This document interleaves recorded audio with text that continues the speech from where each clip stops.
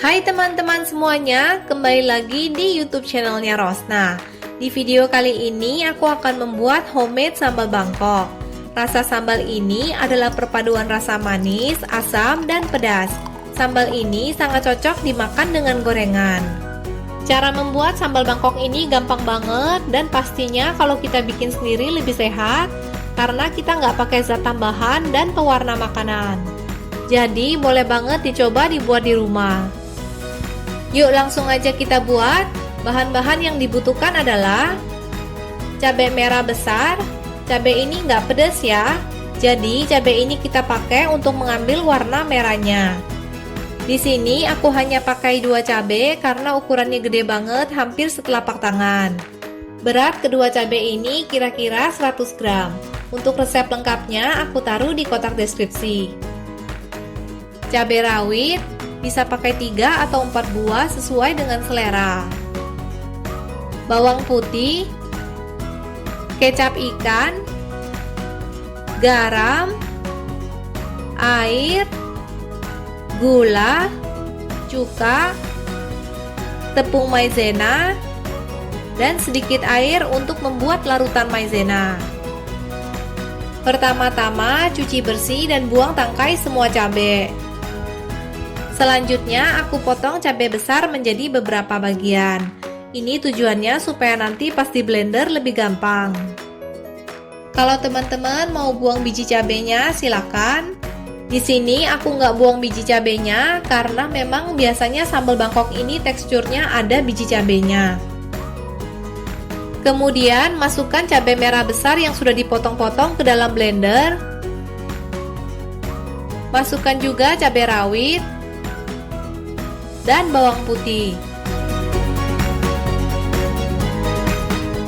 Blender sebentar hingga bawang putih dan cabainya hancur.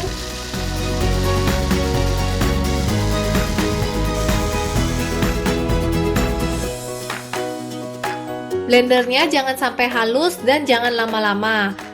Tekstur yang kita mau adalah tekstur yang kasar, kira-kira seperti ini. Selanjutnya siapkan panci, lalu masukkan air, tambahkan juga gula, garam, kecap ikan, cuka, dan campuran cabai yang sudah di blender tadi.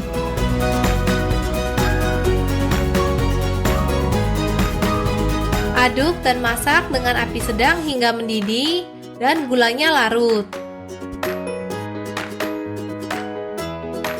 Setelah mendidih, kecilkan api dan masak selama 5 menit dengan api kecil supaya sausnya lebih meresap.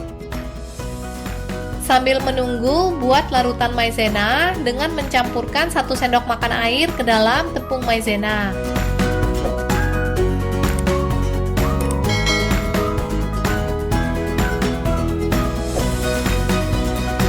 Setelah sambalnya dimasak selama 5 menit, masukkan larutan tepung maizena ke dalam sambal. Aduk hingga merata. Biarkan hingga mendidih. Lalu setelah sausnya agak mengental, matikan api kompor. Nah, sekarang sambal Bangkoknya sudah jadi, tapi kita biarkan supaya sambalnya dingin dulu. Nanti ketika sambalnya sudah dingin, konsistensinya akan lebih mengental. Untuk penyimpanannya, sambal Bangkok ini bisa disimpan di dalam kulkas bawah dan bisa bertahan selama kurang lebih 3 minggu. Bikinnya gampang banget kan? Pastinya kalau bikin sendiri lebih sehat karena kita nggak pakai zat tambahan ataupun pewarna makanan. Sekian dulu ya video kali ini. Ingat untuk klik subscribe, like, dan nyalakan tombol loncengnya. Terima kasih sudah menonton. Semoga teman-teman dan keluarga sehat selalu. Sampai jumpa di video-video berikutnya.